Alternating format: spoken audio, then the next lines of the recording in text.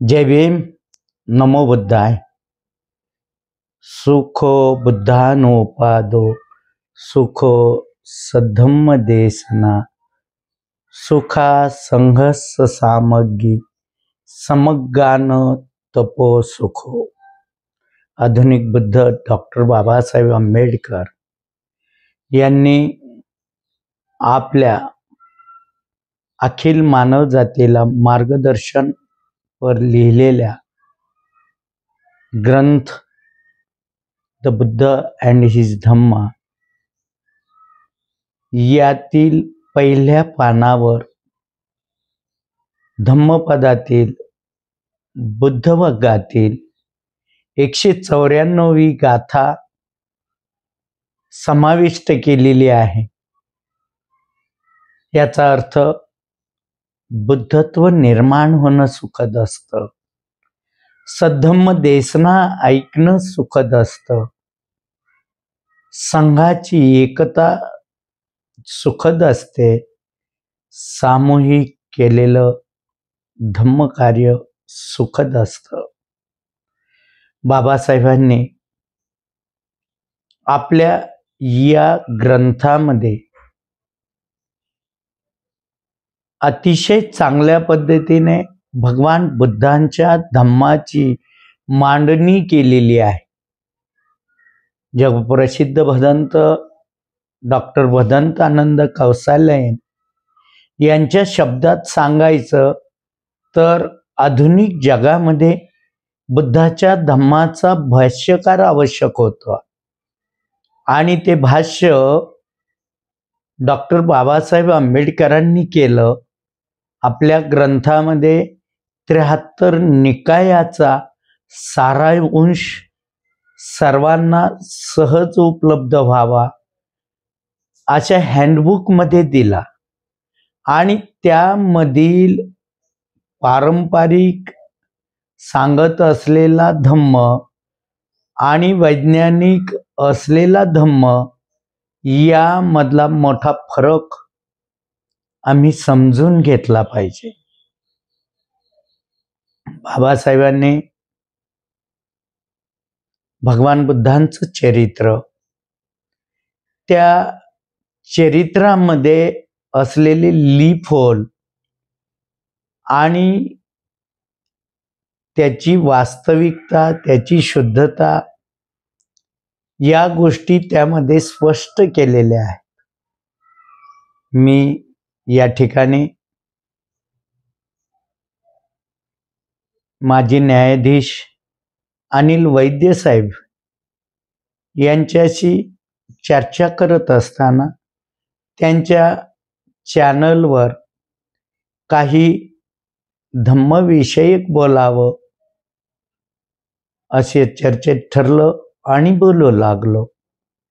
तर आपल्या निदर्शनास एक महत्त्वाचा मुद्दा आणून द्यायचा आहे की बाबासाहेबांनी आधुनिक जगाला, विज्ञान युगाला, अगदी संगणक युगाला साजेसा आणि आवश्यक अशा गोष्टी त्यामध्ये दिलेल्या आहेत.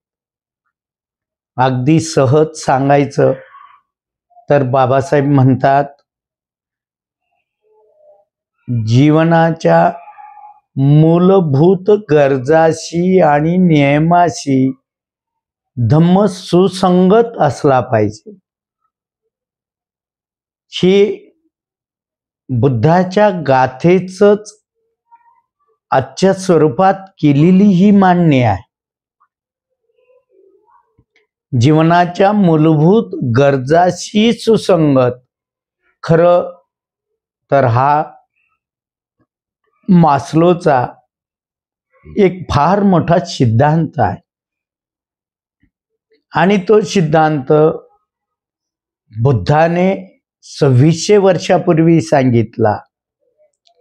त्याची ती मांडणी बाबासाहेबांनी एका वाक्यात केली आणि पुढं त्या आधारावर धम्म कसा सुसंगत आहे याची सगळी रचना केली. आम्हाला या गोष्टी अद्याप समजल्या नाही.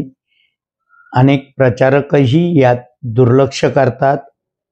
उदाहरणच सांगायचं झालं तर अष्टांग मार्गामध्ये सम्यक वाचेमध्ये भगवंताच्या धम्माचे पारंपरिक 4 बाबी सांगितल्या जातात, 4 प्रकार सांगितले जातात.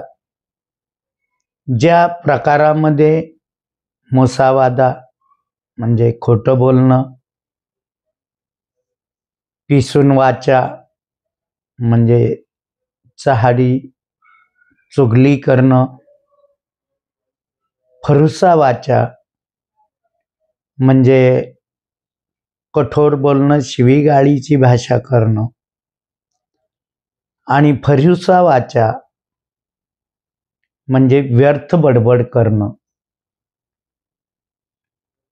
या 4 गोष्टीचा विपर्यास केला जातो.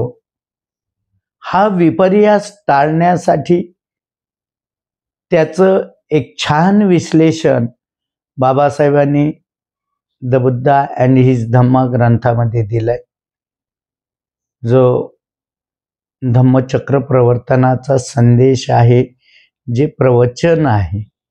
त्यामध्ये या 4 सम्यक वाचेला बाबासाहेबांनी 7 वाचेमध्ये विभाजित केलेलं आहे. आणि ही जी बाब आहे ही आम्हाला अधिक बुद्धाजवळ नेते, समाजाला आवश्यक असलेल्या बुद्धाकडे नेते, ज्याला अप्लाइड बुद्धा, सोशल बुद्धा आणि राईट बुद्धा यामध्ये आम्ही मांडणी केली पाहिजे. आणि हीच मांडणी कुठंतरी आमच्याकडून बहकताना दिसते.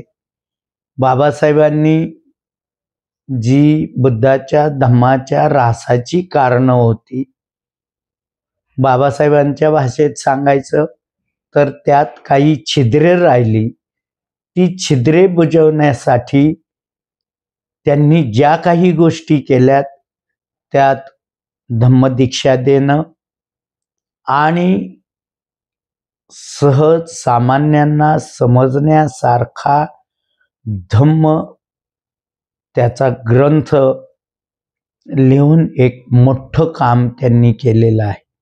आणि आम्ही तेच समजून घेण्यात कमी पडतो. सध्या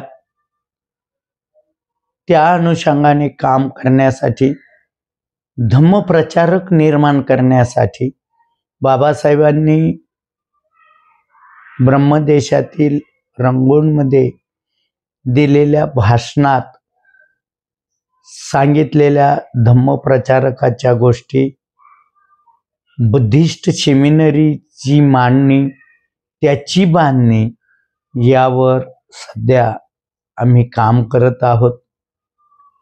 आणि या कामामध्ये बाबासाहेबांना अपेक्षित असा धम्मप्रचारक निर्माण होणं गरजेचं आहे, की जो विवाहित असावा, जो प्रशिक्षित असावा आणि ज्याला मानधनाची सोय असावी, अशा प्रकारचं काम आम्ही जेतवन धम्मसंस्कार केंद्र तेलवाडी पैठण या ठिकाणी सुरू केलेलं आहे. यामध्ये भदंत राहुल शाक्यपुत्रजी, भदंत धम्मसारजी, डॉक्टर RD बडगे सहित अनेक जण, अनेक समूह काम करतायत.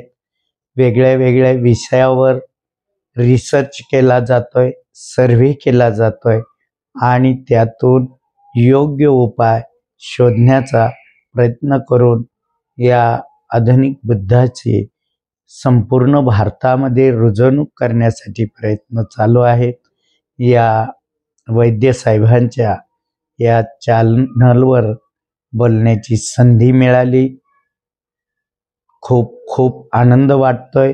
बुद्धिस्ट सेमिनरीला आणि बाबासाहेबांनी सांगितलेल्या धम्माला या चॅनलच्या मार्फत निश्चित गती मिळेल असे खूप खूप सुचिंतित आपल्या सर्वांचं बुद्ध धम्म संघाच्या प्रतापाने कल्याण हो, मंगल हो, आपल्यातील बुद्धत्वाचं बीज फुलो फळो अशी अपेक्षा करून थांबतो. जय भीम, नमो बुद्धाय. हे चॅनल सबस्क्राईब करावं. खाली बेल बटन आहे, त्याला टिक करावं. बेल बटन पुश केलं, दाबलं की ते सबस्क्राईब होतं. आणि व्हिडिओ आवडला असेल तर लाईक करावं, कॉमेंट्स पण करावे आपले. आणि हे विचार जास्तीत जास्त लोकांपर्यंत जावे यासाठी आपण ते शेअर करावा व्हिडिओ. तसेच या चॅनलवरून विविध विचारवंतांचे विचार, चर्चा आपण प्रसारित करत असतो. आपलेही काही विचार असतील तर पाठवा, ते चॅनलवरून प्रसारित करू. आणि सर्वांपर्यंत ते विचार गेले पाहिजेत, म्हणून आपण सबस्क्राईब करावं, म्हणजे जेणेकरून नवीन व्हिडिओ बनवला की आपल्याला त्याचं नोटिफिकेशन येईल. आजपर्यंत या चॅनलवरून 160पेक्षा जास्त विचार व्हिडिओ प्रसारित करण्यात आले. तर सबस्क्राईब करा.